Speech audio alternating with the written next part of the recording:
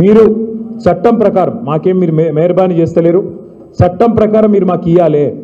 నవోదయ పాఠశాలలు కొత్త జిల్లా ఏర్పడితే జిల్లాకు ఒకటి మీరు ఇవ్వాలి. నిజామాబాద్ ఒక ఉమ్మడి జిల్లా ఉండే, తర్వాత కామారెడ్డి కొత్త జిల్లా అయింది. మరి కామారెడ్డికి ఒక నవోదయ ఇవ్వాలి. మా రంగారెడ్డి ఉమ్మడి జిల్లా ఒకటి ఉండే, కొత్తగా మేడ్చల్ అయింది, వికారాబాద్ అయింది. మరి వికారాబాద్కు అట్లాగే మేడ్చల్ కూడా ఒక్కొక్క నవోదయ ఇవ్వాలి. అట్లాగే 10 జిల్లాల తెలంగాణ 32 జిల్లాలు అయింది. మరి ఇంకో 22 జిల్లాల్లో నవోదయ పాఠశాలలు ఇవ్వాలంటే ఇప్పటి వరకు నవోదయ పాఠశాలలు కూడా ఒక్కటి కూడా మంజూరు చేయలేదు మోడీ ప్రభుత్వం. పాఠశాలలు కాదు, ఏ ఒక్క విద్యా సంస్థ ఈరోజు వరకు. కరీంనగర్లో IIIT దాదాపు 2014 కొద్దిగా అటు ఇటుగా మంజూరు అయింది, కానీ దాన్ని కూడా అడ్డుకున్నది బీజేపీ ప్రభుత్వం. అట్లాగే Indian institute of management IIM ఇవాళ భారతదేశంలోని అన్ని రాష్ట్రాల్లో ఉంది IIM, కేవలం ఒక మన రాష్ట్రంలో మాత్రమే లేదు. మరి మాకు ఇవ్వండి, మా వరంగల్లోనో మా కరీంనగర్లోనో లేదా మా మహబూబ్నగర్లోనో నల్గొండలో ఇష్టం ఉన్న కాడియండి అంటే దాన్ని కూడా ఎత్తగొట్టింది, విద్యార్థుల నోట్లో మట్టి కొట్టింది బీజేపీ ప్రభుత్వం. ఇవి మాత్రమే కాదు, 157 మెడికల్ కళాశాలలు భారతదేశం మొత్తం ఇచ్చి మనకు ఒక్క కాలేజ్ కూడా తెలంగాణకి ఇవ్వకుండా విద్యార్థులకు తెలంగాణ యువతకు మరి అవకాశాలు రాకుండా చేయాలని కుట్ర పన్నింది. ఆనాడు మనకు సహకరించకుండా ఇబ్బంది పెట్టింది భారతీయ జనతా పార్టీ నాయకత్వం. చెప్పుకుంటూ పోతే ఎన్నో ఉన్నాయి. ఇక్కడ ముఖ్యమంత్రి గారేమో 6 గ్యారెంటీలకు పాతరేసే ప్రయత్నం చేస్తూ ఉన్నాడు, అక్కడ వాళ్ళేమో విభజన హామీలన్నిటికీ పాతరేసే ప్రయత్నం చేస్తున్నారు. బయ్యారంలో ఉక్కు కర్మాగారం పెడతామన్నారు, అడ్రస్ లేదు. కాజీపేటలో కోచ్ ఫ్యాక్టరీ అన్నారు, పత్తా లేదు. అట్లా చెప్పుకుంటూ పోతే 1-2 కాదు, ఇచ్చిన ప్రతి హామీని తుంగలో దొక్కినారు. కేవలం విద్యార్థులకు యువతకు మాత్రమే కాదు, తెలంగాణ రైతాంగానికి కూడా తీరని అన్యాయం చేసిందే బీజేపీ. ముఖ్యంగా మీ ఆర్మూరులో అయితే పసుపు బోర్డు విషయం నాకంటే బాగా మీకే తెలుసు. ఒక బోర్డు వచ్చింది తప్ప దానివల్ల ఏమి లేదు. బోర్డు అంటే అది కూడా పెట్టుకునే బోర్డు, ఆడ ఆఫీస్ కాదు, మన్ను కాదు, పెట్టుకునే బోర్డు. అయితే అదొక్కటే కాదు, ఇవాళ రంగారెడ్డి మహబూబ్నగర్ జిల్లాలు 2 జిల్లాలు కూడా ఇటు గోదావరి జలాలను ఒక్కొక్క నీటి బొట్టును ఒడిసిపెట్టి ఉత్తర తెలంగాణను సస్యశ్యామలం చేయాలన్న ఆలోచనతో కాళేశ్వరం, అట్లాగే దక్షిణ తెలంగాణకు ప్రాణవాయువు అయిన పాలమూరు రంగారెడ్డి ఎత్తిపోతల పథకం ద్వారా కృష్ణా నీళ్లను తీసుకొచ్చి ఈ ప్రాంతాన్ని సస్యశ్యామలం చేయాలని చెప్పి కేసీఆర్ గారి నాయకత్వంలో పాలమూరు రంగారెడ్డి ఎత్తిపోతల పథకం మనం ప్రారంభించుకున్నాం. 2014లో ఆనాడు శ్రీమతి సుష్మా స్వరాజ్ గారు మహబూబ్ నగర్కి వచ్చినారు. వచ్చి మహబూబ్ నగర్లో పబ్లిక్ మీటింగ్లు అనౌన్స్ చేసినారు, మా భారతీయ జనతా పార్టీ ప్రభుత్వం వస్తే పాలమూరు రంగారెడ్డి ఎత్తిపోతల పథకానికి జాతీయ ప్రాజెక్టు హోదా ఇస్తామని చెప్పినారు. కానీ ఈరోజు వరకు 10 సార్లు కాదు 100 సార్లు అడిగినా అటు పాలమూరు రంగారెడ్డి ఎత్తిపోతల పథకానికి కానీ ఇటు కాళేశ్వరానికి కానీ జాతీయ హోదా ఇవ్వడానికి మోడీ గారికి మనసు రాలేదు. బీజేపీకి మన రైతాంగం మీద కానీ మన రాష్ట్రం మీద కానీ ఎన్నడూ ప్రేమ లేదు, భవిష్యత్తులో కూడా ఉండబోదు. అట్లాగే ఇప్పుడు కొత్తగా విచిత్రమైన ప్రతిపాదన మీరు చూసే ఉంటారు, నిన్న మొన్న చాలా విచిత్రమైన ప్రతిపాదన. గోదావరి నీళ్లు తెలంగాణకు వద్దంట, గోదావరి నీళ్లు కిందికి పోవాలంట, ఆంధ్రాకు పోవాలంట, ఆంధ్ర నుంచి కావేరీ ద్వారా కర్ణాటక మీదుగా తమిళనాడు దాకా పోవాలంట. మరి తెలంగాణకు ఎక్కడి నుంచి నీళ్ళు ఇస్తారంటే హిమాలయ మంచు కొండలు కరిగి నీళ్ళు వస్తాయి చూడు, ఆ నీళ్లు మనకిస్తారంట. 11 ఏళ్లలో పైసా ఇయ్యనోడంట హిమాలయాల మంచు కొండల నుంచి మనకు నీళ్లు తెచ్చిస్తారంట. అది మనం నమ్మాలంట. నమ్మి మోడీ గారికి జై కొట్టి ఈ నదుల అనుసంధానానికి మనందరం కూడా జేజేలు పలుకుతూ మనందరం కూడా బీజేపీకి మరొకసారి ఓట్లేసి మన ఏళ్ళతో మనకన్నే పొడుచుకోవాలి. 8 మంది ఎంపీలు ఉన్నారు బీజేపీ వాళ్ళు, 8 మంది, కాంగ్రెస్ వాళ్ళు 8 మంది, బీజేపీ వాళ్ళు 8 మంది. దొంగలు కలిసి ఊర్లు పంచుకుంటూ అంటారు. అట్లనే ఉన్నది కరెక్ట్గా 16, ఒకటి మజ్లిస్సు, 17లో ఒకటి మజ్లిస్సు, ఇంకొక 16 మిగిలితే 8 వాళ్ళు 8 వీళ్ళు, మరి 16 మంది ఉన్నారు.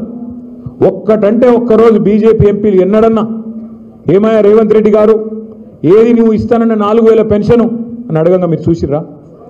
ఎన్నడన్నా 6 గ్యారెంటీలు ఏమైనా రేవంత్ రెడ్డి గారు అని ఒక్క బీజేపీ ఎంపీ మాట్లాడతాడా? తులం బంగారం ఏమైందని మాట్లాడతాడా? రైతు బంధు ఎందుకు వేస్తలేవని మాట్లాడతారా ఒక్క బీజేపీ ఎంపీ? రైతు రుణమాఫీ ఎందుకు జరుగుతలేదని మాట్లాడతారా? ఒక్కరు మాట్లాడరు. కానీ కేసీఆర్ గారి మీద మాత్రం ఒంటి కాలుతో లేస్తారు బీజేపీ వాళ్ళంతా. రేవంత్ రెడ్డికి రక్షణగా, రేవంత్ రెడ్డికి సహాయంగా, రేవంత్ రెడ్డి చేసే ప్రతి తప్పును వాళ్ళే కవర్ చేస్తూ కాపాడుతూ ఇవాళ మొత్తం రేవంత్ రెడ్డికి ఒక రక్షణ కవచంలాగా నిలబడ్డదే ఈ బీజేపీ ఎంపీలు, ఇక్కడ ఉన్న బీజేపీ పార్టీ. నేనేదో ఉత్తగానే చెప్తలేను, ఒకసారి మీరు ఆలోచించండి, జాగ్రత్తగా ఆలోచించండి. మేము ఢిల్లీ దాకా పోయినాం. రేవంత్ రెడ్డి గారు ఆయన బావమరిదికి 1137 కోట్ల కాంట్రాక్ట్ ఇచ్చిండు మీ కేంద్ర ప్రభుత్వ స్కీమ్లో. మీ జాతీయ పార్టీ అక్కడ ప్రభుత్వం ఏదైతే ఉన్నదో కేంద్రంలో మీరు ఒక అమృత్ అనే ఒక పథకం తెచ్చిండ్రు. దానివల్ల పట్టణాల్లో మంచిలు ఇవ్వాలని పథకం.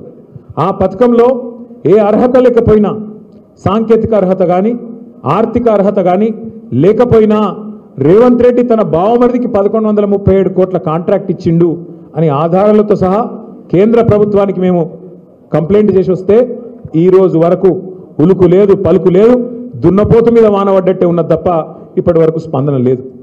అట్లాగే ఒక ఇదే కాదు, అట్లాగే ఎంత ఘోరం అంటే అక్కడనేమో రేవంత్ రెడ్డి గారు బావమరిదికి కేంద్ర ప్రభుత్వంలో బీజేపీ వాళ్ళు వర్కులు ఇస్తారు. ఇక్కడనేమో బీజేపీ ఎంపీకి 1300 కోట్ల వరకు మహేశ్వరం నియోజకవర్గం, కల్వకుర్తి నియోజకవర్గంలో అక్కడ కొత్త రోడ్ వేస్తారట, 350 ఫీట్ల రోడ్డు. ఆ వరకు బీజేపీ ఎంపీకి రేవంత్ రెడ్డి గారు ఇస్తారు. ఇంతకంటే మంచి దోస్తాను ఎక్కడైనా ఉంటుందా? అక్కడనేమో రేవంత్ రెడ్డి బావమరిదిని కాపాడతారు, ఇక్కడనేమో బీజేపీ ఎంపీకి ఎర్ర తివాచి పరిచి మొట్టమొదటిసారి కాంగ్రెస్ ప్రభుత్వంలో బీజేపీ ఎంపీలకు కాంట్రాక్ట్లు. దీని అర్థమైంది. మరి అర్థం చేసుకోవాలి మనం కూడా. సివిల్ సప్లైస్లో బియ్యం కొనుగోలులో కుంభకోణం జరిగింది అని ఆధారాలతో సహా ఈడీకి కంప్లైంట్ చేస్తే అక్కడికి ఎవరు రారు. ఏ ఈడీ మాట్లాడది, కేంద్ర ప్రభుత్వం మాట్లాడది, ఒక బీజేపీ ఎంపీ మాట్లాడాడు, ఒక బీజేపీ ఎమ్మెల్యే అంతకంటే మాట్లాడాడు. ఇంకా ఘోరం ఏంటంటే ఇక్కడ కంచెకచ్చిబౌలి భూములు మనం మీరు చూసి ఉండొచ్చు, హైదరాబాద్ సెంట్రల్ యూనివర్సిటీ భూములు. అందులో రేవంత్ రెడ్డి గారు దుర్మార్గంగా 100 ఎకరాల అడవిని నరికేస్తుంటే ఇక్కడ ఉన్నోళ్ళు పట్టించుకోలే, ఇక్కడ ఉన్నోళ్ళే చేసినది.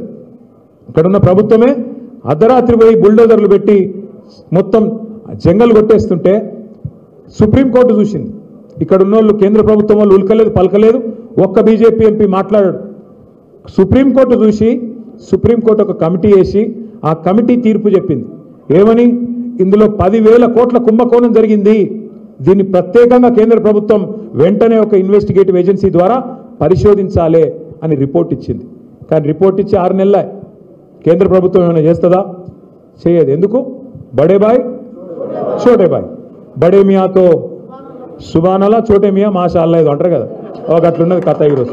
అంటే పైన ఆయనేమో ఆయన కథ ఆయనది, కింద ఆయన కథ కింద ఆయనది. ఎట్లుంటాయంటే ఇద్దరికి చాలా పోలికలు కూడా ఉన్నాయి. బడా మోడీ చోటా మోడీకి చాలా పోలికలు ఉన్నాయి. పైన బడా మోడీ, ఇక్కడ చోటా మోడీ. పైన ఆయన అంటాడు 2 కోట్ల ఉద్యోగాలు ఇస్తా అన్నాడు. ఎవరు? మోడీ గారు. సంవత్సరానికి 2 కోట్లు. ఇక్కడున్న ఆయన ఏం చెప్పిండు? 2 లక్షల ఉద్యోగాలు ఇస్తా అన్నాడు. ఇక పెద్దోడు పెద్దగా చెప్పాలి, చిన్నోడు చిన్నగా చెప్పాలి. కాబట్టి ఆయన 2 కోట్లు అంటే ఈయన 2 లక్షలు అన్నాడు. ఆయన ఇయ్యలే, ఈయన ఇయ్యలే. ఇప్పుడు మొత్తం ఎవరైనా గట్టిగా మాట్లాడితే మొత్తం ఎక్కడికక్కడ పొలగాన్న లోపలేసుడు, వాళ్ళను నువ్వు మాట్లాడతావా నా మీద అని చెప్పి కేసులు పెట్టుడు, పోలీసు వాళ్ళని ఇంటికి పంపించుడు, బెదిరించుడు, ఇది తప్ప ఇంకోటి శాతనైతే లేదు. అట్లాగే పైన ఆయన ఏం చెప్పిండు? పెద్ద మనిషి 15 లక్షలు ఇస్తా అన్నాడు. అన్నాడా లేదా? మర్చిపోయారు మీరు కూడా. 11 ఏళ్ళు 12 ఏళ్ళు అయిపోయింది కాబట్టి 15 లక్షలు ఇస్తా అన్నాడు. ఈయన 15,000 ఇస్తా అన్నాడు రైతులకు. ఆయన 15 లక్షలు అంటే ఈయన మరి నేను కూడా లక్షలలో మాట్లాడితే బాగుండదని ఎకరానికి 15,000 ఇస్తాను ఈయన కూడా అన్నాడు. అవి రావు ఇవి రావు, 15 లక్షలు రాదు, 15,000 కూడా రాదు. అట్లా చూసుకుంటూ పోతే బడా మోడీకి చోటా మోడీకి చాలా చాలా ఉన్నాయి. ఇద్దరు కూడా విమర్శ చేస్తే ఊకోరు. ఆయన ఈడీ పంపుతాడు, ఈయన ఏసీబీ పంపుతాడు. ఆయన ఏమన్నా గట్టిగా మాట్లాడినావు అనుకో, ఫార్ములా ఈ అని ఒక కేసు పెట్టిండు నా మీద. అరే నేను ఖుల్లా చెప్తున్నారా భయ్, హైదరాబాద్ కోసం ఒక మంచి పని చేసిన దానికోసమే తాపత్రయపడ్డ తప్ప అందులో అవినీతి లేదు, మన్ను లేదని చెప్తే ఇన్ లేదు, కేసు పెట్టిరు.